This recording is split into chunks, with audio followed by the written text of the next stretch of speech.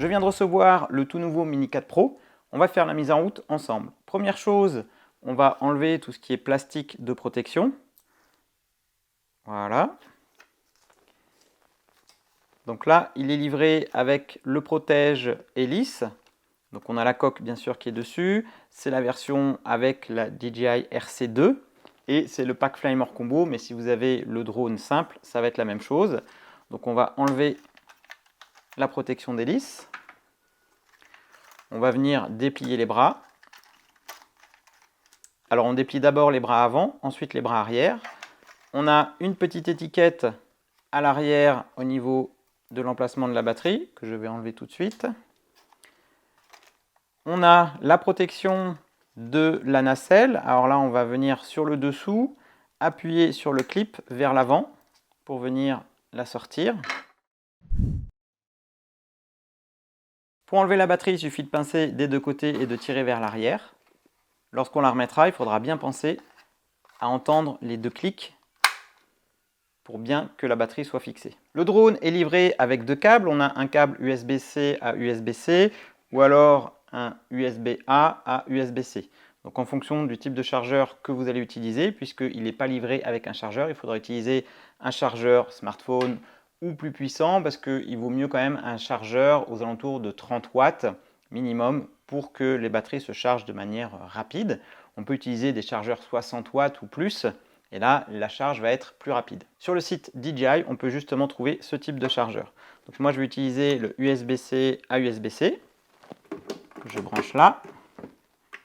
Je lance la charge. Donc on va d'abord brancher le drone ici en USB-C. Les LED vont commencer à clignoter.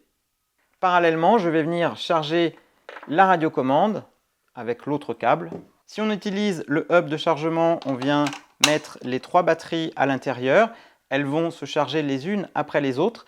Ça va être la batterie qui est la plus pleine qui va finir de se charger avant les autres. Donc on le branche pareil sur le côté avec le câble USB. Pour vérifier l'état de la batterie, on fait un appui bref lorsque la batterie est dans le drone avec le bouton de l'alimentation. Ça me permet de voir 4 LED allumés, donc 4 LED vertes, ça veut dire que la batterie est pleine. Sur la radiocommande, que ce soit celle avec ou sans écran, c'est la même chose. Un appui bref, ça me permet de voir que là j'ai 3 LED d'allumés, la batterie n'est pas pleine. Pour allumer le drone ou la radiocommande, il suffit d'appuyer un appui bref suivi d'un appui long, donc ça fait 2 appuis. La radiocommande va s'allumer. Donc là, c'est pour la DJI RC2, l'application DJI Fly est installée sur cette radiocommande. Si vous utilisez un smartphone, il faudra télécharger l'application sur le site DJI. Attention, elle n'est pas disponible pour les téléphones Android sur le Google Store, il faut aller sur le site DJI, page téléchargement, je vous mettrai le lien dans la description. Si vous êtes sur iOS, elle sera sur le store Apple. Donc vous allez chercher l'application DJI Fly.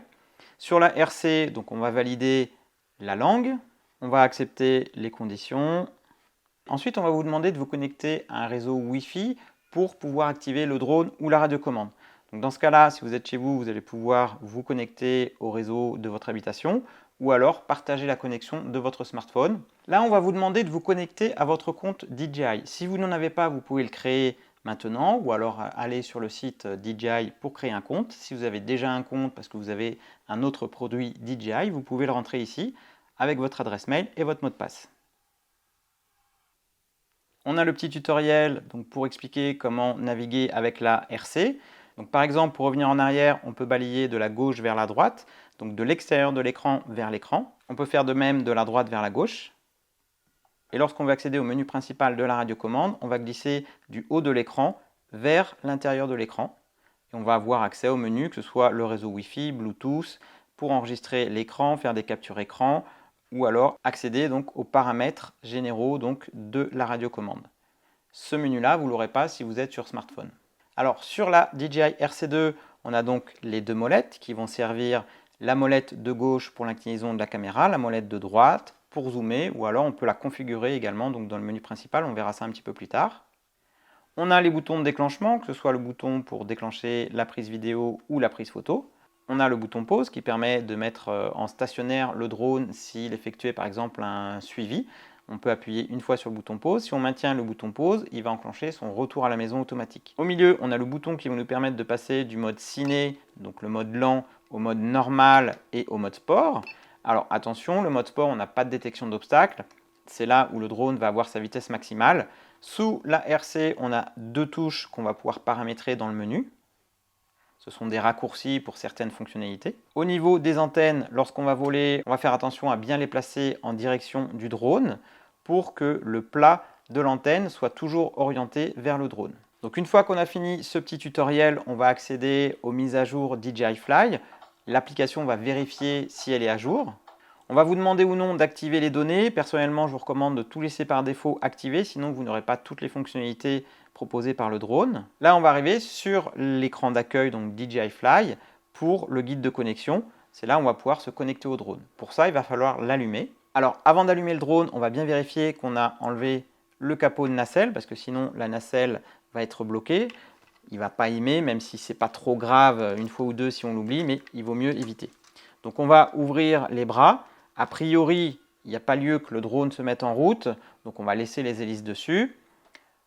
On va allumer le drone pour qu'il puisse s'associer à la radiocommande. Donc pour ça, ce qu'on va faire, c'est qu'on va venir appuyer donc, sur le bouton de mise en route, un appui bref suivi d'un appui long. La nacelle va s'initialiser, il va faire un petit bruit. Donc on va me demander d'activer le drone. Donc je vais suivre les différentes étapes, c'est un petit peu comme on a fait précédemment avec la radiocommande. Là encore, il va falloir être connecté au réseau Internet. Donc là, on a terminé l'activation, que ce soit au niveau de la radiocommande ou du drone.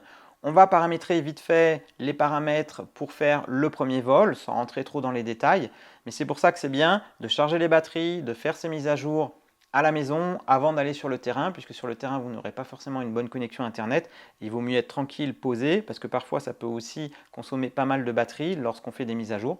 Donc, on fait ça chez soi, et ensuite, on recharge toutes les batteries avant d'aller sur le terrain.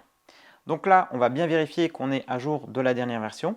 Donc, deux options. Soit je vais dans Profil, et là, je vais accéder à l'interface DJI Fly. Je vais avoir mon compte, puisque je me suis connecté déjà lors de l'étape précédente. Donc, j'ai bien ici mon pseudo. Je vais avoir accès à la liste de tous mes autres appareils DJI si j'en ai d'autres.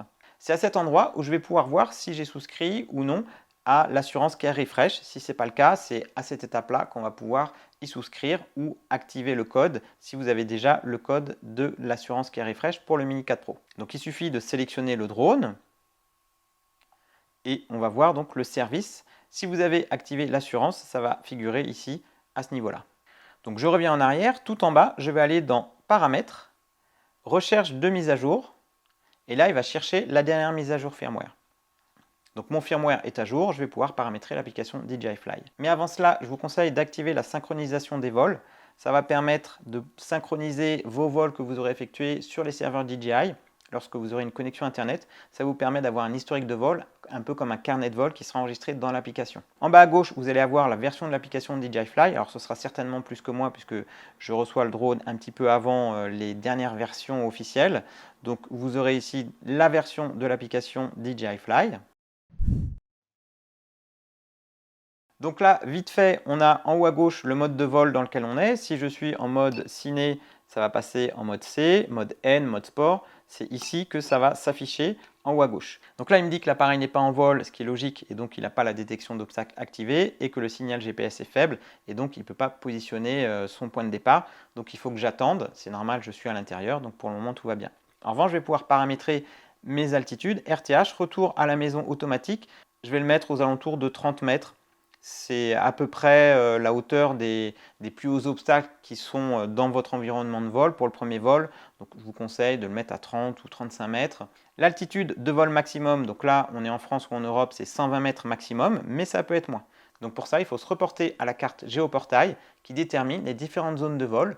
Quand il n'y a pas d'indication de couleur, c'est 120 mètres maximum. Si c'est orange, jaune, c'est des hauteurs qui seront plus faibles. Et là, on peut les paramétrer. Donc là, le drone ne va jamais dépasser la hauteur que vous allez afficher par rapport à son point de décollage. La distance maximale, c'est la distance latérale par rapport au point de décollage, le point de RTH enregistré, lorsqu'il aura suffisamment de satellites pour mémoriser sa position initiale. Là, c'est vraiment histoire de s'assurer que le drone ne s'en aille pas trop loin. Donc pour les premiers vols, 200-300 mètres, c'est bien. Lorsque vous aurez un petit peu plus d'expérience, on peut aller jusqu'à 400, 500 mètres. Mais là, encore une fois, c'est pour le premier vol.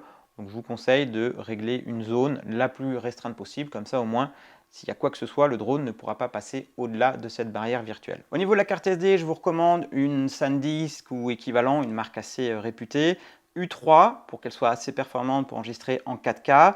Et idéalement, une 64 minimum. On pourrait avoir moins, mais c'est vrai que la 4K, ça prend du poids. Donc 64 ou 128 ou même plus si vous voulez. Donc on l'insère juste en appuyant. Ce qu'on va faire, c'est qu'on va la formater. Ça va permettre d'effacer tout ce qu'il y a comme données dessus.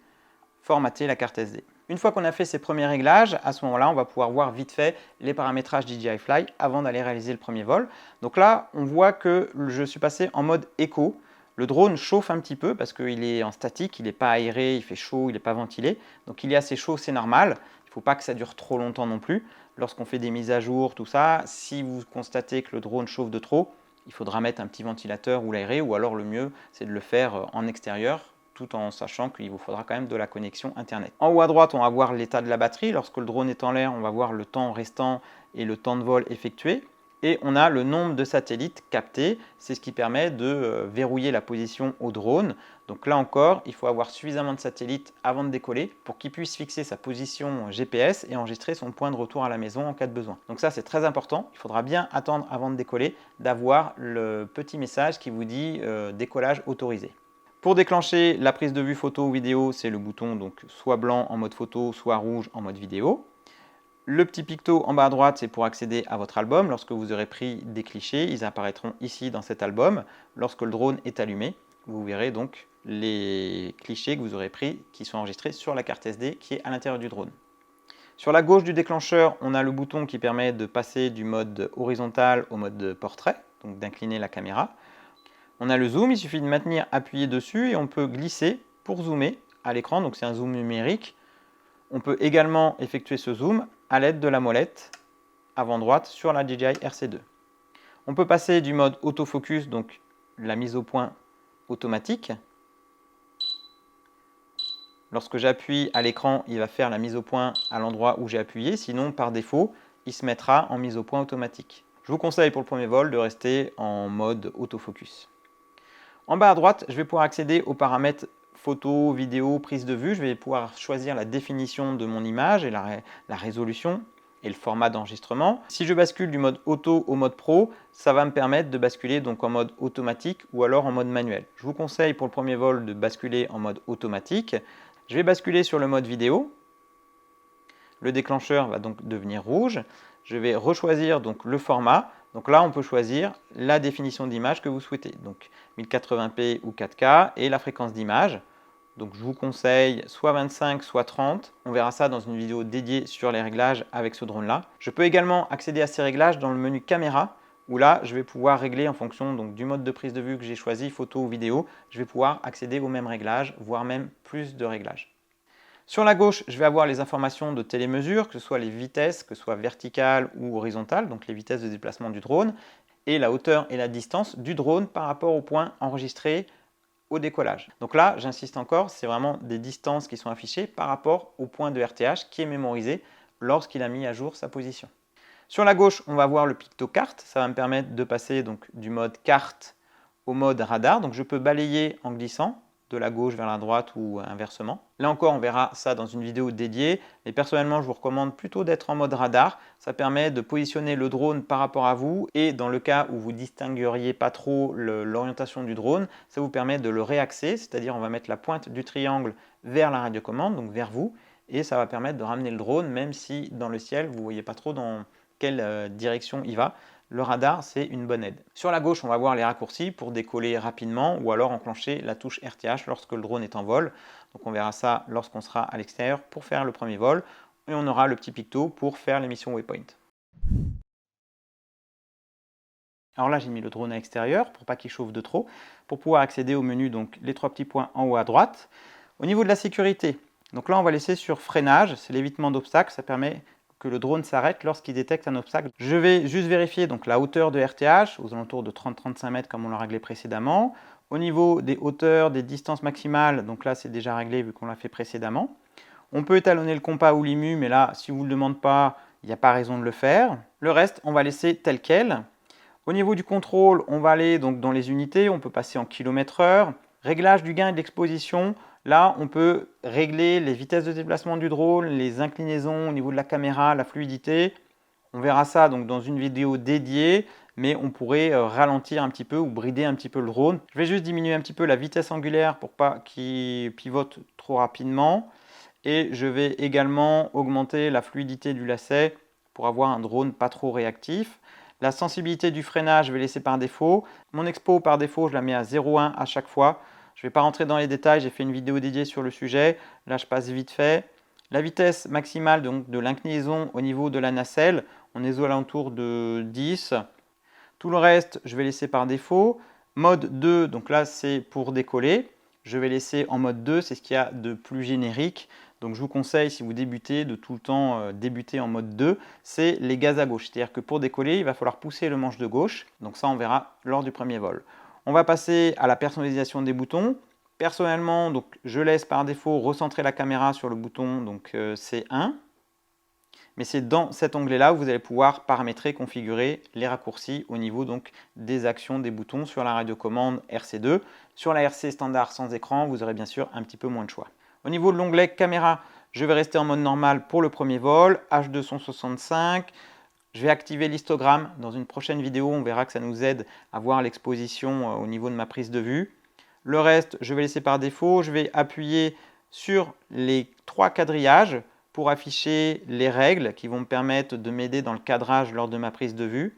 Au niveau du style de l'image, pour le premier vol, je vais laisser par défaut.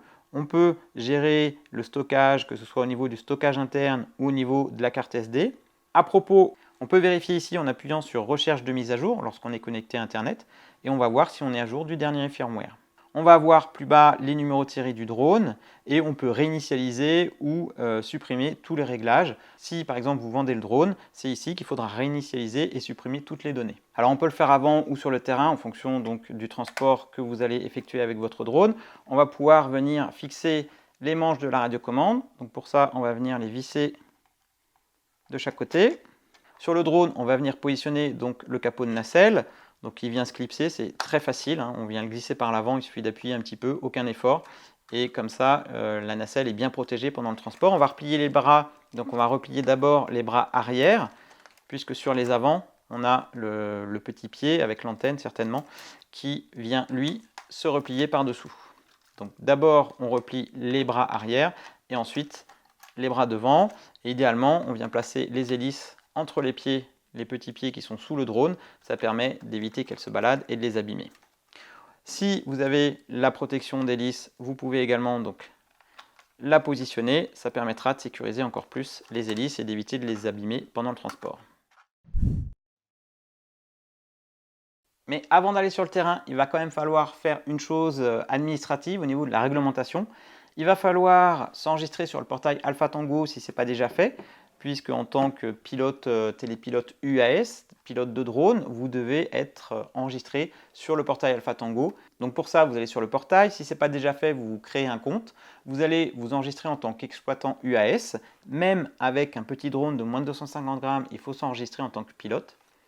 Vous n'êtes pas forcé, mais je vous le conseille vivement, vous pouvez passer le QCM de la catégorie ouverte pour vous former un petit peu sur la réglementation. Vous pouvez le passer autant de fois que vous voulez, ça vous permet de vous sensibiliser par rapport à la réglementation européenne et donc de voler en connaissance de cause, c'est-à-dire ne pas voler en agglomération, ne pas voler de nuit, et bien sûr avoir un petit peu de bon sens pour ne pas mettre en danger les personnes ou les éventuels aéronefs qui évolueraient autour de votre drone. Une fois qu'on s'est enregistré sur le portail Alpha Tango et qu'on a obtenu son numéro d'exploitant UAS, si vous l'avez déjà, eh bien vous le connaissez déjà, on va l'imprimer. Donc ça peut être une petite étiquette type DIMO qu'on va coller sur le drone.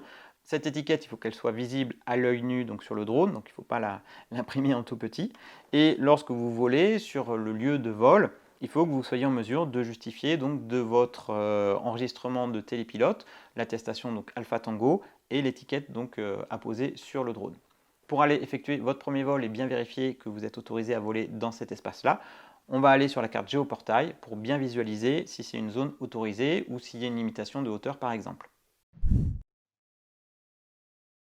Alors une fois qu'on a réalisé tout ça, on va pouvoir enfin faire le premier vol.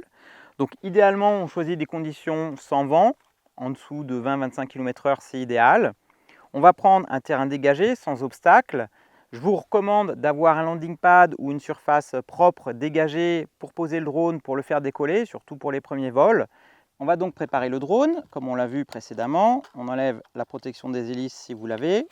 On va déplier les bras du devant d'abord et ensuite les bras arrière. On va venir enlever la protection de la nacelle. On va poser le drone. On va venir allumer la radiocommande, donc on déplie les antennes. Un appui bref suivi d'un appui long pour l'allumer. Alors je vous conseille de régler la luminosité au maximum si vous avez un petit peu de soleil. Ensuite, on va venir allumer le drone. Un appui bref suivi d'un appui long.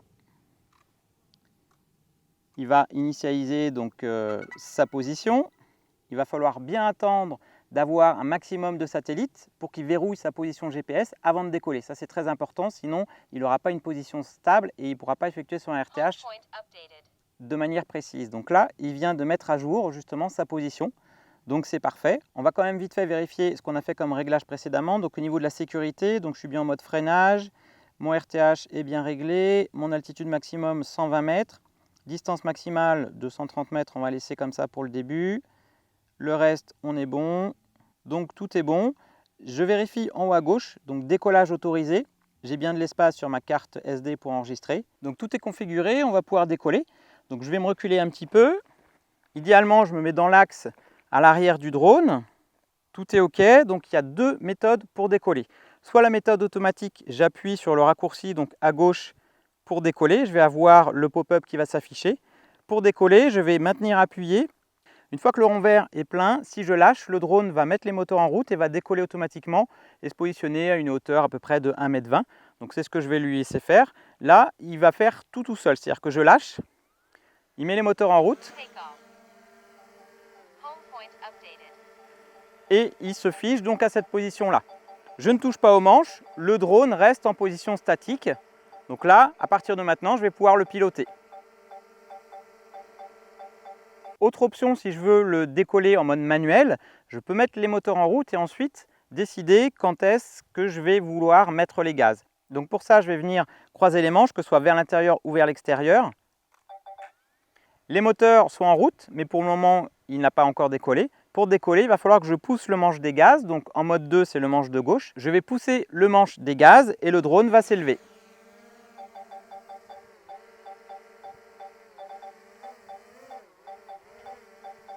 Une fois qu'il est en l'air, je vais pouvoir le piloter. Pour piloter, si je pousse le manche de gauche, le drone s'élève. Si je le baisse, le drone descend. Si j'oriente le manche de gauche vers la gauche, il va effectuer un mouvement de lacet sur la gauche et inversement sur la droite. Le manche de droite, si je le pousse, le drone va avancer. Si je le tire, le drone va reculer. Si je le pousse vers la gauche, il va effectuer un mouvement de roulis vers la gauche et inversement vers la droite. Les bips qu'on entend, c'est la détection d'obstacles. Il détecte qu'il y a un obstacle à proximité, donc il vous avertit. On peut bien sûr combiner les deux manches à la fois. Je peux aller vers le haut tout en avançant. Réciproquement, je peux descendre tout en reculant. Alors une fois que je me suis un petit peu écarté, je vais pouvoir lancer ma prise de vue. Donc je vais déclencher à l'aide de la touche à l'écran, donc du déclencheur en mode vidéo. J'aurais pu le faire avec le bouton de la radiocommande. Et je vais faire un plan tout bête, je vais monter doucement, faire une prise de vue verticale. Je suis en mode tout automatique, je laisse les paramétrages d'exposition en automatique, c'est le drone qui se débrouille. Je peux passer en mode photo avec le bouton de la radiocommande et prendre une photo. Alors là, je vais recadrer un petit peu, je vais orienter ma nacelle un petit peu vers le bas, recentrer un peu mon image pour avoir l'éolienne dans le cadre à gauche. Et je vais déclencher donc un appui bref pour faire la mise au point et un appui long pour déclencher la photo. Pour des prises de vue, je vous recommande de passer en mode ciné. Là, le drone aura une vitesse plus faible qu'en mode normal. Ce sera plus fluide, vitesse de déplacement un peu plus lente. Le mode sport, sur le premier vol, je vous déconseille de l'utiliser. C'est là où on aura la vitesse maximale, mais si je passe en mode sport, on n'aura pas la détection d'obstacles active. Donc pour le premier vol, je vous conseille d'être en mode normal ou en mode ciné. Si je veux ramener le drone à moi de manière automatique, je vais maintenir appuyé la touche pause plus de 2 ou 3 secondes jusqu'à ce que le retour à la maison s'enclenche automatiquement. Donc j'appuie, le drone émet un bip et il va venir se poser tout seul. Si je souhaite arrêter la procédure durant ce RTH, il suffit d'appuyer une fois sur pause et le drone va rester en position statique. Lorsqu'il estimera qu'il n'y a plus assez de batterie, il va engager lui-même son retour à la maison pour venir se poser.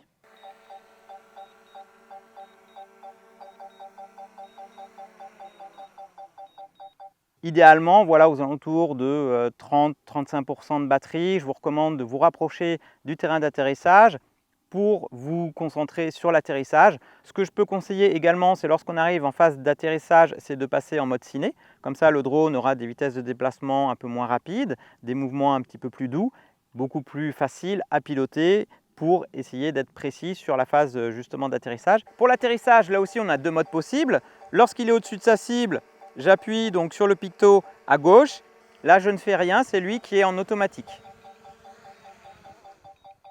L'autre option, c'est l'atterrissage en mode manuel, c'est-à-dire que je vais venir positionner le drone au-dessus de la cible.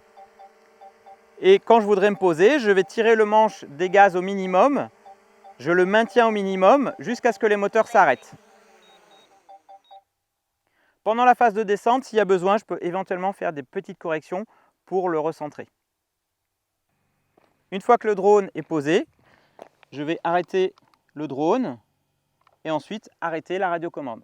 Et une fois qu'on a fait son vol, eh bien, on va tout refaire à l'envers au niveau donc de la préparation, c'est-à-dire qu'on va plier les bras, remettre le capot de la nacelle, plier les antennes de la radiocommande et tout ranger dans le sac. J'espère qu'avec ce tutoriel, vous allez pouvoir effectuer votre vol en sécurité, votre premier vol avec ce Mini 4 Pro. Si vous avez des questions, bien sûr, n'hésitez pas à les poser en commentaire. Et de mon côté, je vous prépare plein d'autres vidéos sur toutes les fonctionnalités de ce drone qui est quand même assez riche. D'ici là, je vous dis à très bientôt pour de prochaines vidéos. Ciao!